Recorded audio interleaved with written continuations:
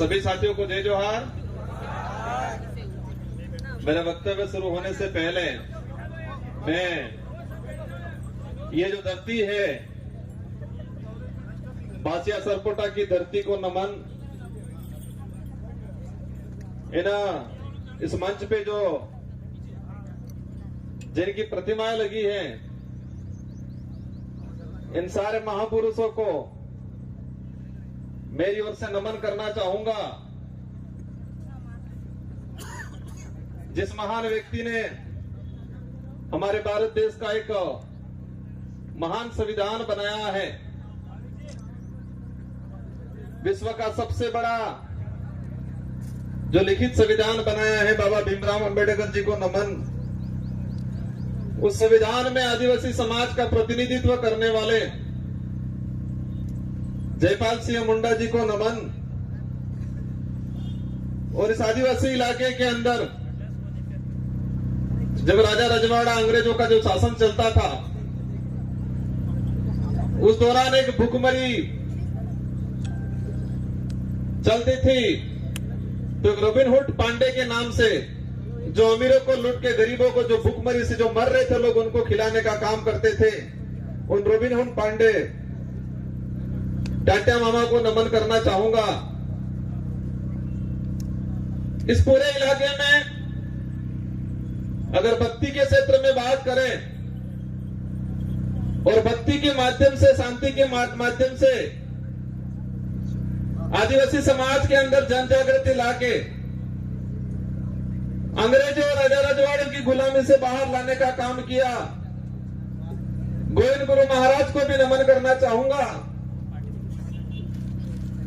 इन्हीं क्रम में हमारे जितने जो योद्धा हैं, और हम मां बालेश्वर जी को नहीं भूल सकते, जिन्होंने इस बांसवाड़ा पूरे जिले के अंदर आदिवासी समाज हो, अन्य समाज हो, सारे समाजों को एकजुट करके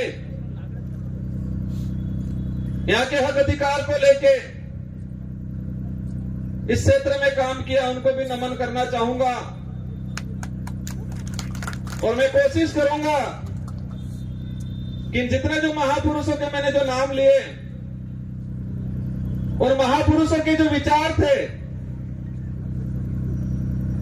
उन विचारों को जन जन तक पहुंचाने के लिए उन्होंने जो संघर्ष किया, उन्हीं विचारों को आगे बढ़ाने का काम मैं और मेरी भारतीय आदिवासी पार्टी करेगी। और आने वाले समय में अनवरत करती रहेगी। इन विचारों को आगे बढ़ाएंगे। साथियों, पूर्व वक्ताओं ने हर प्रकार की बात बताई, हमारे क्षेत्र की बात बताई, आदिवासी समुदाय के हक अधिकार को लेकर बात बताई। और ये हमारा जो देश एक लोकतांत्रिक देश है, और उस लोकतांत्रिक देश में विचारों के आधार पे जनता इन पार्टियों को मत देती है, उन नेताओं को मत देती है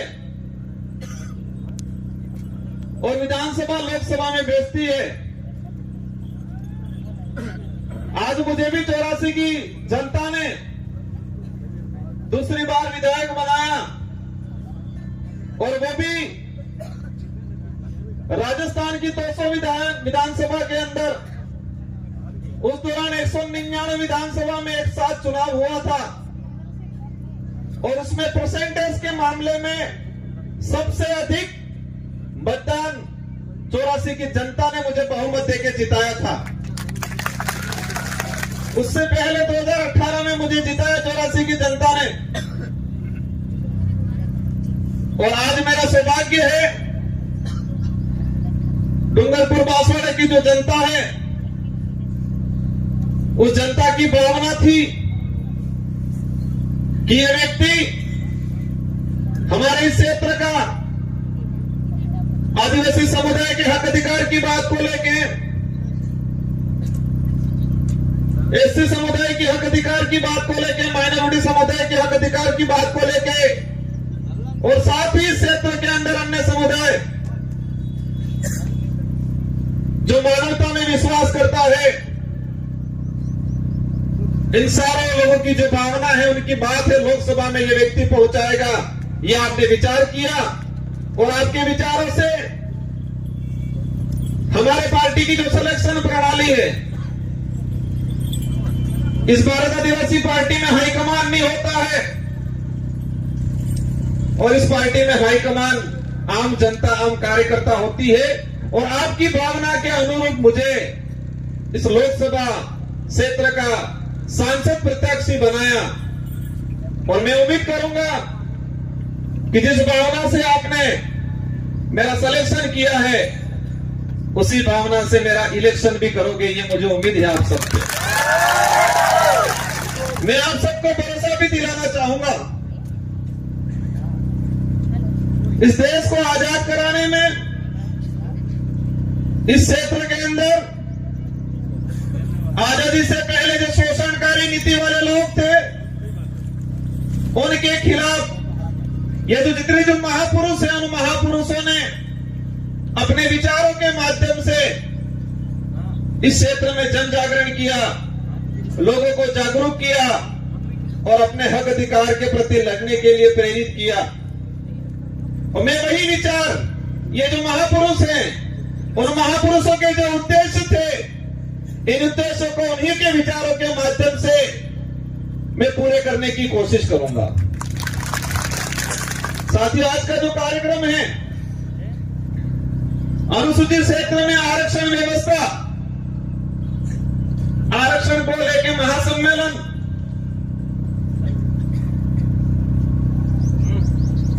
ये जो शब्द है, ये शब्द आते ही कई सवाल पैदा करता है अपने दिमाग में कि हमारा देश का संविधान लागू हुआ 1950 को और आज 2024 हो गया और अभी तक उस संविधान के अंदर जो प्रावधान थे, उन प्रावधानों को आज तक धरातल पे लागू नहीं किया। उस बात को लेके बांसवाड़ा, डूंगरपुर और पूरे देश का ST/SC माइनॉरिटी समुदाय संविधान को धरातल पे लागू करो, उस बात को लेके आंदोलन कर रहा है। बड़े दुख की बात है कि संविधान बना और देश पे जो लागू हुआ, हम कहते हैं 26 जनवरी 1950 को, लेकिन मूल रूप से उसके संविधान के अंदर जो प्रावधान थे, वो प्रावधान आज तक धरातल पे लागू नहीं हुए हैं। और देश के अंदर हमारे राष्ट्रीय पार्टी के लोग कहते हैं देश विकासशील से विकसित हो रहा है, कहते हैं विश्व के अंदर हमारे भारत देश एक विकसित राष्ट्र की श्रेणी में आने लग गया है। लेकिन देश के अंदर देखा जाए, आज से 5 साल पहले जिस 5वीं स्कूल के अंदर 70 बच्चे पढ़ रहे थे और आज उसी 5वीं स्कूल के अंदर 35 बच्चे पढ़ रहे हैं। आज से 5-10 साल पहले हमारे देश के प्रत्येक नागरिक पे जो कर्जा था, और आज देखें वो कर्जा 4 गुना तेजी से बढ़ रहा है। आज जो कुपोषण का जो स्थिति है, आज से 5 साल पहले जाएंगे तो इतना कुपोषण नहीं मिलेगा जितना आज कुपोषण है। जो देश में मीडिया के माध्यम से, मैं सारे मीडिया पे सवाल नहीं करना चाहता, लेकिन कुछ मीडिया वाले ऐसे लोग हैं जो देश की सच्चाई को छुपा रहे हैं और पार्टियों के इशारों पे, सरकारों के इशारों पे इस देश के लोगों तक गुमराह करने वाली बातें फैलाई जा रही है। इस देश के लोगों को अंधकार में रखा जा रहा है और हम देश में वर्तमान देख सकते हैं। मेरा वक्तव्य, हमारे पूर्व वक्ताओं ने कहा हमारे समाज के कुछ पढ़े लिखे अधिकारी कर्मचारी कहते हैं, हमारे समाज के जो नेता कांग्रेस बीजेपी में दिग्गज बने हुए हैं वो कहते हैं आरक्षण पूरा मिल रहा है। कोई कहता है आरक्षण की जरूरत नहीं है, कोई कहता है कि आरक्षण मिलना था मिल गया और फालतू गुमराह कर रहे हैं। हमारे क्षेत्र की जनता विचार करती है, हम कहते हैं आरक्षण मिलना चाहिए, वो कहते हैं आरक्षण मिल गया, कोई कहता है आरक्षण पूरा मिल रहा है। और हमारे क्षेत्र की जनता कंफ्यूज रहती है कि हकीकत क्या है। हमारा पढ़ा लिखा बेरोजगार युवा वो भी कंफ्यूज रहता है कि आरक्षण क्या है। और दुख की बात यह है कि हमारे पाठ्यक्रम में बेमतलब की चीजें डाली जा रही है। अगर देश के अंदर आरक्षण को लेकर जो चल रहा है, कुछ लोग कहते हैं भ्रमित किया जा रहा है। देश के आरक्षित वर्ग को, युवाओं को अगर क्लियर करना चाहिए था तो संविधान के अंदर जो आरक्षण व्यवस्था रखी गई है उसको हमारे पाठ्यक्रम में लागू कर दिया होता तो आज हर युवा को पता होता कि मेरा रिजर्वेशन संविधान के अंदर इतना है, शेड्यूल एरिया में इतना है, नॉन शेड्यूल एरिया में इतना है। लेकिन होता क्या है, वो आरक्षित वर्ग का युवा आरक्षण को जान जाएगा, समझ जाएगा, संविधान में प्रावधान क्या है समझ जाएगा, तो वो सवाल खड़ा करेगा उन राष्ट्रीय पार्टियों से, उन नेताओं से जो आते हैं कहते हैं कि राम के नाम से वोट देना। कहते हैं कि नहीं कहते हैं? इन लोगों ने कभी ये नहीं कहा कि बेरोजगारी खत्म करेंगे, बेरोजगारी खत्म करने के नाम से वोट देना, ये बोला उन्होंने? इस क्षेत्र में शिक्षा में गिरावट हो रही है, शिक्षा के क्षेत्र में हम काम करेंगे, इसके नाम से वोट देना, ये नहीं बोला। और इस देश का दुर्भाग्य है कि इस देश में ऐसे नेता पैदा हुए हैं जो खुद के समाज का तो भला नहीं किया, लेकिन जिस पार्टी का खाया, जिस पार्टी में पद प्राप्त किए, ऊंचे ओहदे पे गए, उस पार्टी के भी नहीं हुए।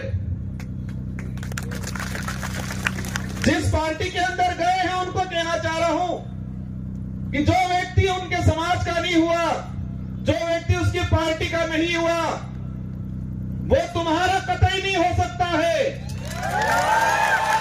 और इस क्षेत्र में देखा है मैंने, हमारे जनरल वर्ग के भाइयों को जाके ये भड़काते हैं, कहते हैं कि तुम चिंता मत करना, मैं तुम्हारे साथ हूं, ये बोलते हैं। तो हमारे उन भाइयों को भी कहना चाहूंगा, जो खुद के समाज का नहीं हो सकता है वो आपका कभी नहीं हो सकता है। ये विचारधारा सच्चाई को लेकर लड़ रहे हैं। ये विचारधारा हम कहते हैं, हम आदिवासी समाज में पैदा हुए हैं, मेरा पहला फर्ज बनता है कि मैं मेरे परिवार के लिए, मेरे समाज के लिए बात रखूं। साथ ही क्षेत्र के अंदर हमारे एसटी समुदाय के भाई हैं, माइनॉरिटी समुदाय के भाई हैं, इसके अलावा किसी भी वर्ग का गरीब भाई है, उसकी कोई भी बात होगी, कोई भी समस्या होगी, उसका निराकरण करेंगे हम लोग। और ये देख सकते हो हमारे 84 क्षेत्र के अंदर हर व्यक्ति ने हमको मत दिया और मुझे मेरी विधानसभा में प्रचार करने की जरूरत नहीं पड़ी थी। हमारे कार्यकर्ताओं ने मोर्चा संभाल लिया था और हाईएस्ट मत राजस्थान में टॉप 2 में लाके रख दिया मुझे। आरक्षण व्यवस्था को लेकर कुछ आंकड़ा मैंने क्लियर किया है, अलग अलग डिपार्टमेंट की भर्तियों का, लेकिन इस मंच के सामने ही हमारे खाकी वर्दी वाले भाई दिख रहे हैं, इसलिए मैं उनके डिपार्टमेंट का कुछ आंकड़ा बता दूंगा।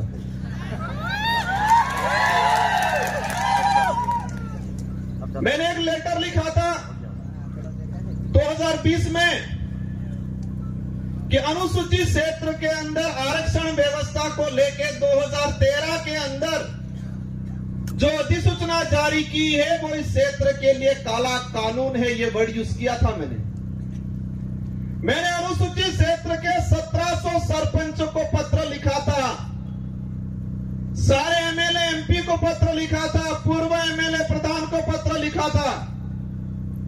मैंने 2000 के करीब लेटर लिखे थे और उस लेटर में हेडिंग लिखी थी कि 2013 की अधिसूचना आदिवासी समुदाय के लिए काला कानून है, ये वर्ड यूज किया था मैंने। और उसी वर्ड को मैं आज एक्सप्लेन करना चाहूंगा मैंने क्यों बोला था। ये समय का अभाव है, मैं शॉर्टकट निपटूंगा। हमारे साथ जो अन्याय हुआ है, हमारे साथ जो धोखा हुआ है, हमारे युवाओं की भावनाओं के साथ खिलवाड़ हुआ है, वो सभी गांठ बांध के रखना है, वो गुस्सा अंदर समाहित करके रखना है।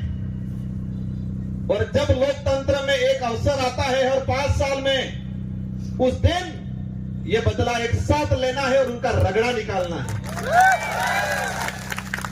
2013 की अधिसूचना हुई पुलिस डिपार्टमेंट की भर्ती 2013, 2016 और 2018, 3 भर्तियों के अंदर 2312 कुल पद आए। मैं ये आज इसलिए कहना चाह रहा हूं कि इन्हीं कमल कांग्रेस के नेताओं ने और मुख्य रूप से 2013 में जो मंत्री थे, वर्तमान विधायक थे, जो ईडी के डर से आज भाजपा में चले गए, उनके ही कर कमलों से यह लागू किया गया। अब इसमें क्या है प्रावधान? इन 3 भर्तियों की बात करें, कांस्टेबल भर्ती 2312 कुल पद आए। प्रावधान यह किया गया 45% एसटी को, 5% एससी को और 50% ओपन कैटेगरी को दे दिया जाएगा। मतलब ओपन कैटेगरी में कोई भी जा सकता है, एससी का व्यक्ति जा सकता है, एसटी का व्यक्ति जा सकता है। ये बात बोली उन लोगों ने, लेकिन आंकड़ा क्या आता है? मैं ऑल ओवर अगर बात करूं, एसटी को मिले 828, 2312 में से एसटी को मिले 828 और वो 35% पद मिले, 45% पूरा नहीं मिला। वही बात करें ओपन कैटेगरी के जो पद आए 1156 और मिले उनको मिलने 1359 और उसमें एसटी एससी का रिजर्व कैटेगरी के लड़के गए 12 लड़के। और वही ये सामने खड़े में कहना चाह रहा, उनकी पदोन्नति होती है, उनके पदों की गणना अपने कैटेगरी में लेते हैं। और कुछ नेता कहते हैं, ये बात इसलिए एक्सप्लेन कर रहा हूं मैं, हर व्यक्ति को अपना हक मांगने का अधिकार है। एक बाप के अगर 4 बेटे हैं, 3 बेटों के साथ अन्याय होता है और एक बेटा ही सारी जमीन लेके खड़ा खाता है, तो क्या 3 बेटे आवाज नहीं उठाएंगे? तो इस क्षेत्र में हमारा अन्य समाज का व्यक्ति रहता है, उनसे भी कोई दुश्मनी नहीं है, उनकी भी बाजी मांग को हम रखेंगे। लेकिन हमारा फर्ज बनता है, जिस सर्टिफिकेट लगा के हम यहां पर आए हैं, उस सर्टिफिकेट के आधार पे एमएलए एमपी बनते हैं, तो जिस समाज का सर्टिफिकेट लगाया है उस समाज के हक अधिकार के लिए अगर हम नहीं बोलते हैं तो कौन बोलेगा? इस आधार पे इन पुलिस भर्ती का अगर देखा जाए तो हमारे लड़कों का 300 पद के आसपास नुकसान हुआ। उस मां पे क्या गुजरी होगी जिस मां ने बच्चे को अपनी जमीन, अपने जेवरात गिरवी रख के बच्चे को पढ़ाया होगा, उम्मीद की होगी मेरा बच्चा पुलिस कांस्टेबल की तैयारी कर रहा है, नौकरी लगेगा। लेकिन इस प्रकार की अधिसूचना के कारण वो बच्चा आज नौकरी नहीं लगा और वो बच्चा आज गुजरात में जाके मजदूरी कर रहा है और उस मां के सपने अधूरे के अधूरे रह गए। ये लड़ाई उनके लिए है, सूद समेल वसूल करेंगे। और ये किसी समाज को हम दोष नहीं देना चाह रहे हैं, हम दोष उस नेताओं को देना चाह रहे हैं जिन्होंने अपनी पेटियां भरने का काम किया, टिकट लेने का काम किया और इतना कमा लिया कब ईडी के डर से भाग गए। गजब सुनता हूं मैं। एक दिन कहते थे हम पे आरोप लगाए और फिर बाद में 2 दिन बाद कहते हैं ये तो जुमला था, कहते हैं कि मोदी ने जुमला दिया था और आज कहते हैं कि मोदी के विजन से प्रभावित होकर गया हूं। मोदी जी के जुमले के विजन से प्रभावित होके गए हैं। इसका मतलब ये क्लियर है कि वो भी जुमलेबाज से कम नहीं है। हमें उनसे भी पर्सनली कोई लड़ाई नहीं है। उनके कोई जमीन का बंटवारा हमारा नहीं है, लेकिन उनको इस क्षेत्र की जनता ने बड़ा लीडर माना था। हमारे बड़े बुजुर्गों ने आशा रखी थी उनसे कि ये नेता है बड़ा, हमारे लिए, हमारे क्षेत्र के लिए कुछ अच्छा करेगा। इन आशाओं पे पानी फेरने का काम किया है। मुझे कई जगह से जानकारी मिली, बुजुर्ग लोग जो रात दिन उस आदमी के लिए, उस पार्टी के लिए घूमते थे, खुद का पैसा खर्चा करके इन लोगों ने कई दिनों से दुश्मनी ले ली उस व्यक्ति की वजह से, उस पार्टी की वजह से, और आज बेचारे वो बुजुर्ग लोग रो रहे हैं। आपको चिंता करने की जरूरत नहीं है। पूरे देश के अंदर यही भारत आदिवासी पार्टी है जो सच्चाई को लेकर लड़ने का काम करेगी। और आप देख सकते हो, उदयपुर संभाग की बात करें कि कांग्रेस कभी नहीं बात कर रही है कि शिक्षा अच्छी मिलनी चाहिए, स्कूलों में व्याख्याता लगने चाहिए, बेरोजगारी खत्म होनी चाहिए, हमारा अनाज जो पक रहा है उसको एमएसपी रेट मिलनी चाहिए, बात नहीं करेगी। बीजेपी भी वो बात नहीं कर रही है। बीजेपी कह रहे हैं मैं किसी भगवान या किसी धर्म का विरोधी नहीं हूं, लेकिन जो धर्म के नाम से, भगवान के नाम से वोट लेके राज करने का काम करते हैं, ऐसे लोगों का मैं घोर विरोधी हूं और विरोध करता रहूंगा।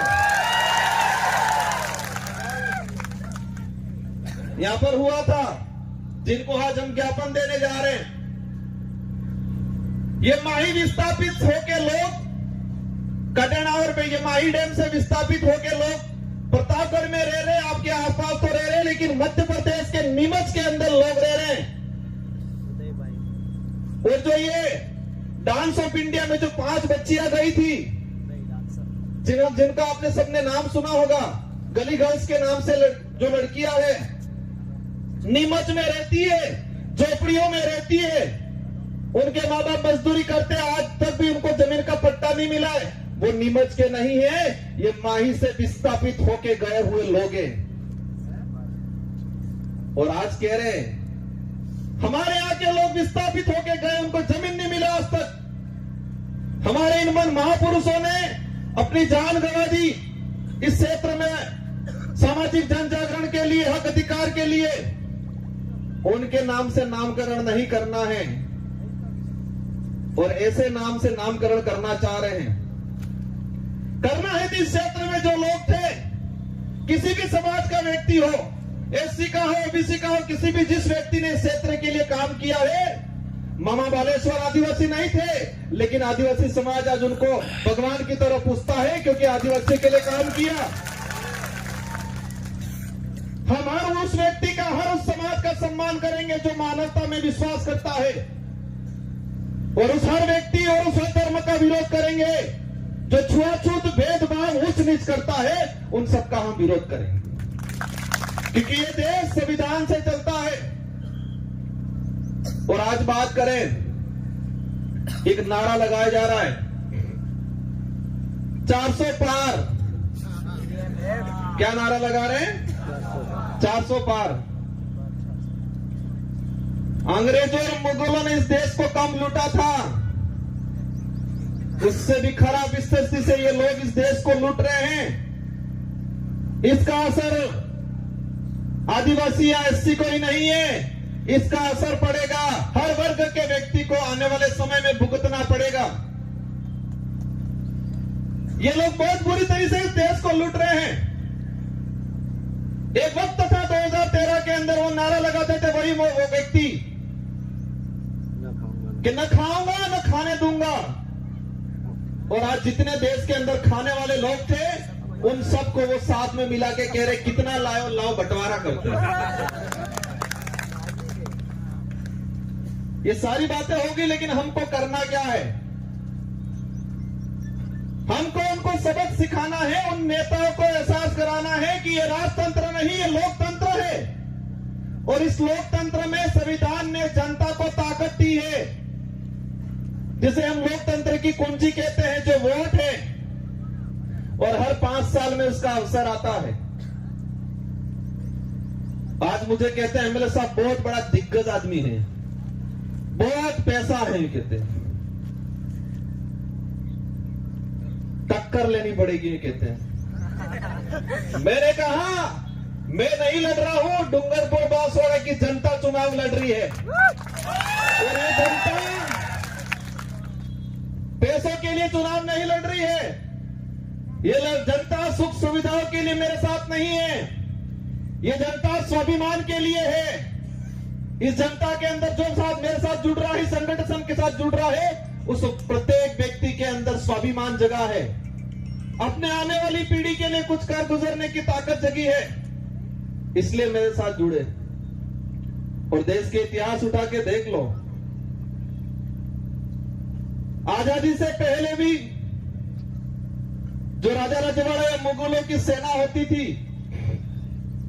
तो सोना में भर्ती होता था सिपाही,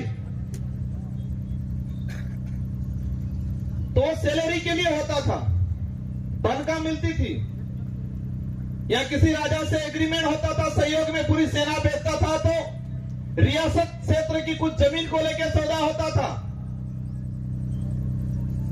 लेकिन वो सेना युद्ध के मैदान में टिकती नहीं थी। और यही देश के इतिहास उठा के देख लो कि मुगल के अकबर के सामने इस देश के सारे राजाओं ने अधीनता स्वीकार कर ली थी, लेकिन महाराणा प्रताप एक ऐसा था जिसने मुगलों के सामने अधीनता स्वीकार नहीं की थी। देश के इतिहास में पढ़ाया जाता है, हमारे बड़े बुजुर्गों से सुनते हैं कि देश के अंदर सारे राजाओं ने अकबर की अधीनता स्वीकार कर ली, लेकिन राणा प्रताप ने अधीनता स्वीकार नहीं की, क्योंकि देश के अंदर अन्य जो राजा थे उनकी जो सेना थी वो सैलरी पे थी, तनख्वाह पे थी।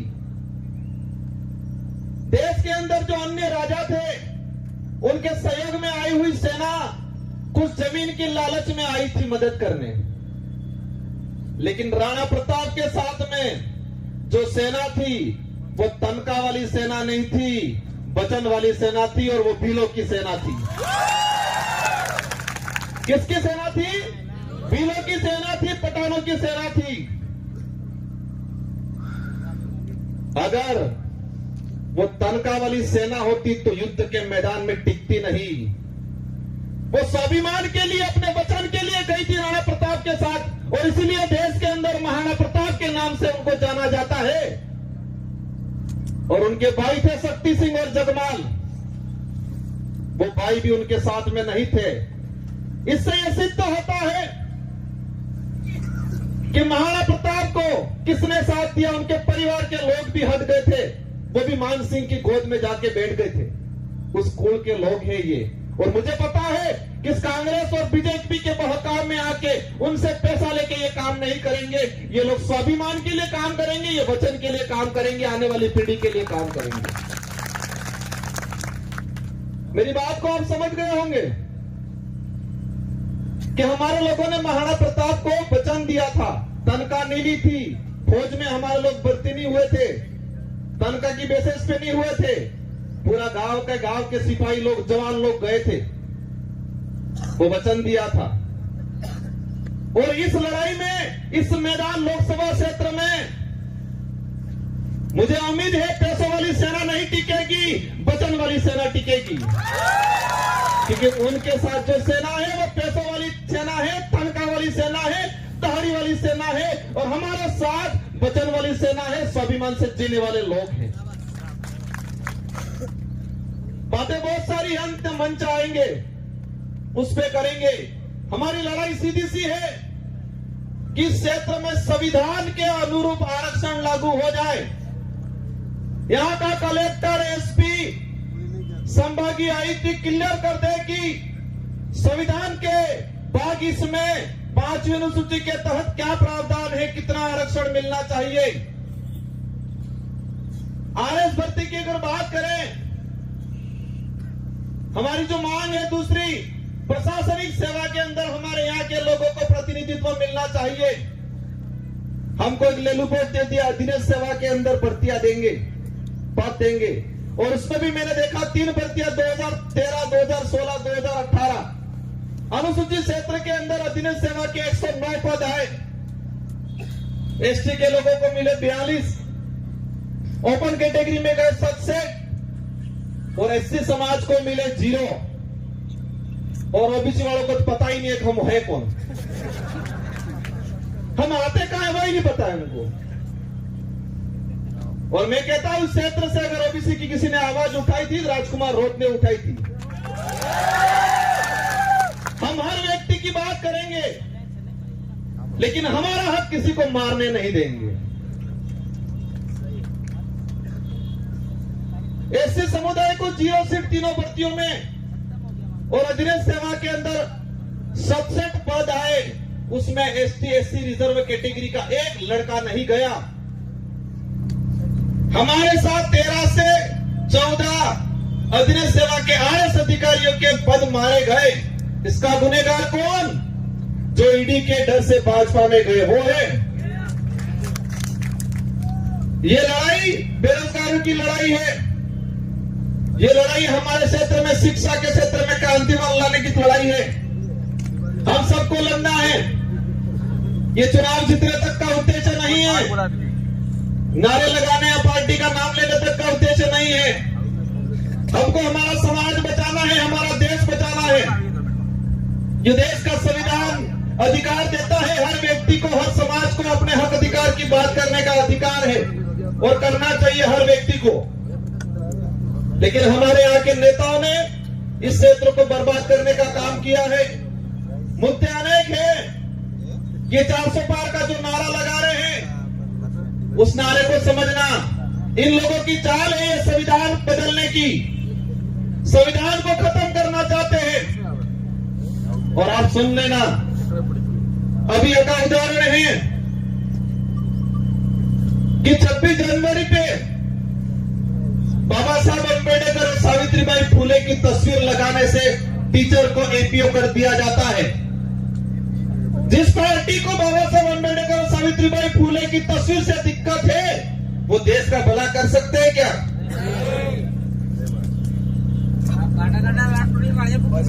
ये अंग्रेजों से भी बदतर स्थिति देश की करने वाले हैं। और हम सबको मिलके, और ये पार्टी कोई क्षेत्रीय पार्टी या इस डूंगरपुर, बांसवाड़ा, उदयपुर तक सीमित रहने वाली नहीं है। ये पार्टी अरब सागर से लगा के बंगाल की खाड़ी तक जितने जो स्टेट पड़ रहे हैं, और हमारे साथ हर वर्ग का व्यक्ति जुड़ रहा है। हम सच्चाई की लड़ाई लड़ रहे हैं। आने वाले समय में मुझे उम्मीद है, मेरी बात पे आप गौर करोगे कि युद्ध के मैदान में सैलरी वाली जो तनख्वाह वाली सेना नहीं टिकती है, युद्ध के मैदान में वचन वाली और स्वाभिमान वाली सेना टिकती है। और वही सेना मेरे साथ है। मुझे पता है हमारे लोग गरीब है, कमजोर है हमारा कार्यकर्ता, लेकिन मुझे यह भी पता है कि उस व्यक्ति के अंदर जमीन जिंदा है, उसका स्वाभिमान नहीं मरा है। वो व्यक्ति डट के मुकाबला करेगा और पूरे भारत की रोमांचक सीट ये होगी। और मुझे दुख भी है, मेरे 84 के कार्यकर्ताओं का दुख है, मेरा भी दुख है कि 84 की जनता ने शानदार मैंडेट दिया था मुझे। मेरी भी इच्छा थी मैं 84 के अंदर ही रहूं, मेरे कार्यकर्ताओं की भी इच्छा थी 84 के अंदर रहूं, लेकिन बांसवाड़ा वाले ही नहीं माने।